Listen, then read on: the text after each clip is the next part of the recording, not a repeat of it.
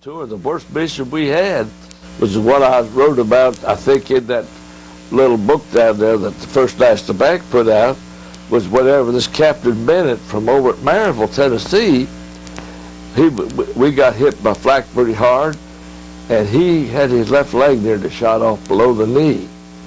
But he never lost his leg, because Elmer and I talked to him up in Pittsburgh at a reunion maybe 20 years ago, and he was walking. He said he had a lot of metal in his leg and whatnot. But the bombardier, the plexiglass nose was knocked out by flak coming through that at the time, and the bombardier had a lot of cuts about his face. But outside of that was about, well, we got back to base, you know, and the third base was halfway covered with snow. But I didn't realize at the time, as we were landing, the wheels would not come down. And Phillips was putting, just had a little fuse like the old house used to have, a little long fuse. He put 2 or 3 up in there, and the wheels they wouldn't come down. And I knew we never had time to crank them down. And then with Bennett severely hurt like that, we wanted to get on the ground as quick as we could. So I told Phillips, I said, stick a screwdriver across where that fuse lays in there. So I had to switch down as soon as he put that screwdriver in. Boy, you could hear that the wheel on a B-17 had about a 2-foot a tapered screw. It wasn't tapered, it was a screw that was threaded, and as that thing went down, that put the wheels down. Well, an electric motor, you know, run 1,800 revolutions a minute. Yeah. Well, you're only cranking 5 or 10 revolutions a minute. So I knew we didn't have time to crank both them wheels down. But as soon as that electric motor started, the boy, the wheels went down. Of course, as soon as they went down until the green light came on, I flipped the switch off. There was a short piece of flak in that wiring someplace. But anyhow, our wheels were down. So we landed, and of course, it's nothing but snow. And here we've got this 2 guys in there. Well, the bombardier thought he was hurt worse than what he was. But we didn't know that. We touched down on that snow, and of course, we had no braking effect whatsoever. And I'm telling Phillips was sitting in the right seat. We had put Bennett in a sleeping bag that was one of these here sleeping bags that was electric, that was warm and nice, and they put a tourniquet on, and they released it every so often. The Eagle boys got a good job with first aid on Bennett. Anyhow, I was going to ground loop the airplane. You know what that is? Yeah. Side to side. I didn't want to go through that fence out there flying with the fellas hurt on there.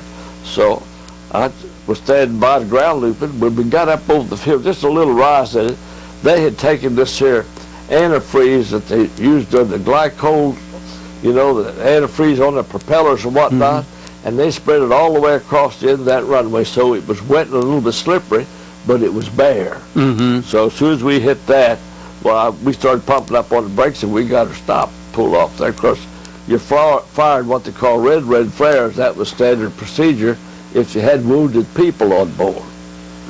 So that was a fairly close one right there. Now, I had some other close calls that I never mentioned to my crew and never mentioned to any of those boys. But I'll tell you what, it was mighty hairy out there. At times you make decisions, and I said, we were just real lucky that we weren't involved into an mid-air collision or something like that. God, that was rough flying. For one thing, Paul, when you get out in the morning, you're going to fly east. Well, you know what happens if you're out here and you work in Knoxville, you say, and you have to drive from west to east every morning. The sun's right in your eyes. Right. And you can imagine up there where there's nothing between you and the sun but air. You had about 3 different colored glasses put in these goggles. Amber, green, blue, I don't know what all. But anyhow, I tried them all. I just flew with nothing in there but clear glass, because I couldn't cut it. Well, when we came home, if you dropped your bombs, and if it was a 10-hour flight or 8-hour flight, very likely you're going to face in that same sun going west. And so here you are trying to fly formation. And Hardin, he really preached and got on us to fly good, tight formation.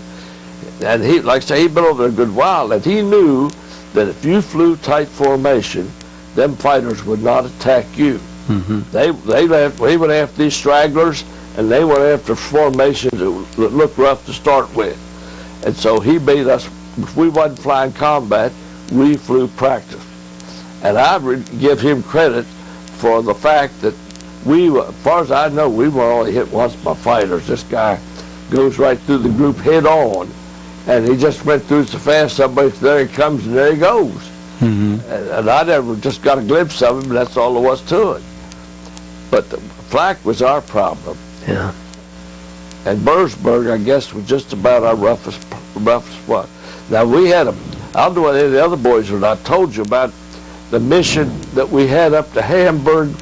You know, Hamburg was a main seaport for the German Navy. Come down on that river up there. Yeah. And our group, we put up a 12-ship screening force. I don't know whether anybody explained to you what that screening force had what they call chaff, which is almost looks like Christmas tree icicles. And this 12 airplanes would take no bombs at all. All they had on there was a solid airplane full of chaff. And if you say on Hamburg, they get up there west of the target, and then they throw this chaff out, and that deadens their radar. They can't aim their guns, see, electronically. You have to aim them manually. But anyhow, we had about 100-mile-an-hour tailwind, and so we went across the target. There was a few clouds over, and this guy, I think it was from the 8th Air Force, was leading our group that day. He decides to go around. Well, was doing 200 mile an hour, was say, with a 100-mile-an-hour tailwind. We went across there 300 mile an hour, but we would turn around, we were only doing 100 mile an hour. So it took a long time to get around, and then down through that flak we come again. Second time through, boy, I'll tell you what, those guys were on that radio. Of course, they didn't identify themselves. They was cussing and carrying on, and he still couldn't get a good sight on the target, so he don't drop the bombs. And we got 3 squadrons, one right after the other. All 3 squadrons go back up around the 3rd time. And you can imagine how that air was blue with profanity by the time we come across there. But in the meantime, when we first got the first pass at it, these 12 airplanes were sitting up there, and I would say maybe they was 4 or 5 minutes ahead of us, maybe when they should have been 2 minutes ahead. Well, they got hit by about 40 or 50 fighters, and we could see them out there, German fighters. Well, they were hollering for us to send some of the P-51s were back and forth, you know, right on that bomber stream into Hamburg.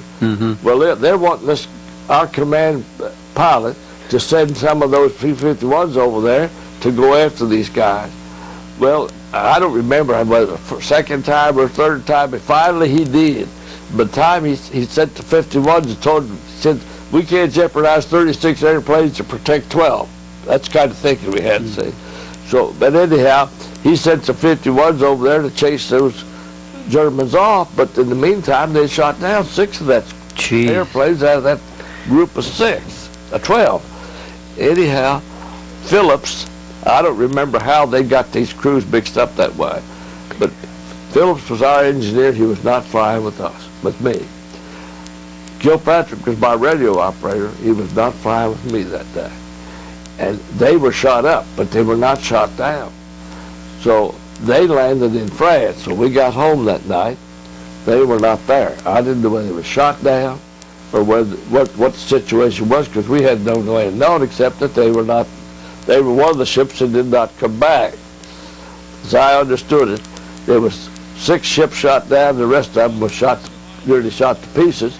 But there's 1 or 2 of them got to land in France. We didn't know that then. Well, I felt real bad about the fact that we lost them off the crew. And of course, they gave us some other guys, and we flew, I don't remember the very next mission, or we flew 2 missions. But we came back in there, and I noticed up on the wall around there, they had all the pilots' names, and they had the crew members listed up on the big charts around the wall. And I looked up there, and our crew, and Phillips' name and Kilpatrick's name was back listed up there. Well, I just flew right. Colonel Wilson's office was sitting right off the place where we had a critique in it. And I just knocked on the door and running in, and I said, what's going on here? I said, how come these guys' names are up there? He says, they're both all right. They're over on the continent, and they'll be back in a few days. Now, you talk about somebody felt good. Yeah. That really made me feel great right there. Yeah. So anyhow, we go on. So later on, I had enough missions that got him around hard and whatnot. And so they called me down there one day and said, Hard's going to make a photograph trip. They're going to take this old ship we call Mortimer, no guns on it. We just used it to go out and check the weather with, you know. They're going to take it over there and take some pictures. And they wanted an engineer and a radio operator. And Hardin seemed to me like it, Smurl or McLaughlin one was going to go with two of these squadron commanders were going to be pilot and co-pilot. Well, Captain Cole was the group gunnery officer, and he was going to go too, and he had no business flying. He wasn't supposed to fly. He was a ground pounder.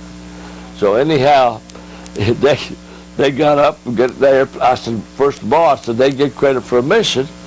And Colonel Hardin says, yes, says, they'll get credit for a mission. I said, okay, take them. That way they'll get to finish early and go home. So anyhow, this was right near the end of the war. I'd have to go back. And the amazing thing is there's no record of this ever happening. But I got pictures in the basement down there that shows the airplane where the Germans shot 2 rockets into it. And shot a great big chunk out of that vertical stabilizer in the back.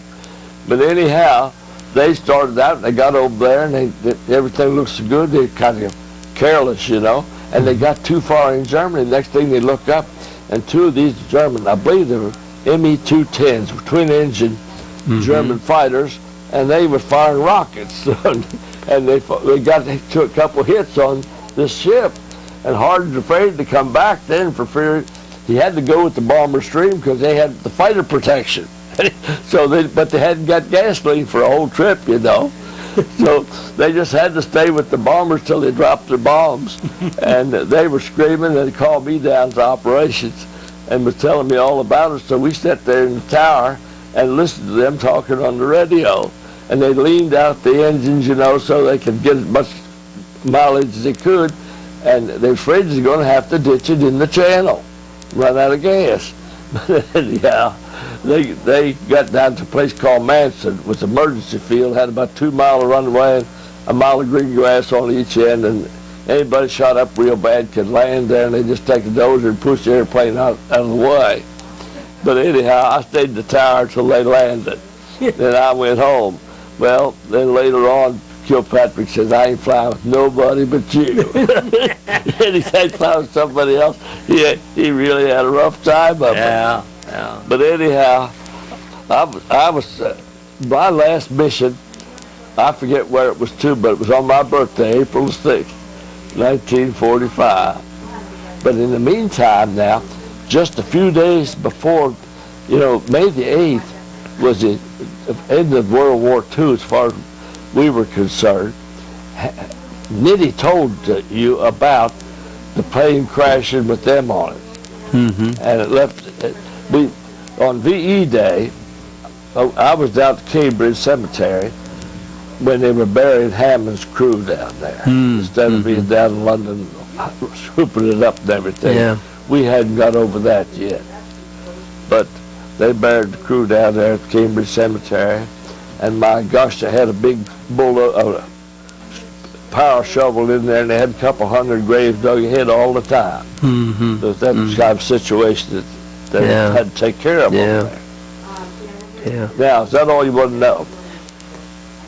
The good things that happened, like Burbank, some of the shenanigans he pulled, and he was the worst one on our crew, that kind of stuff. And tell those kinds of stories. And, of course, I'm bad to tell stories anyway. What would you say was the most memorable experience you had flying? While overseas or?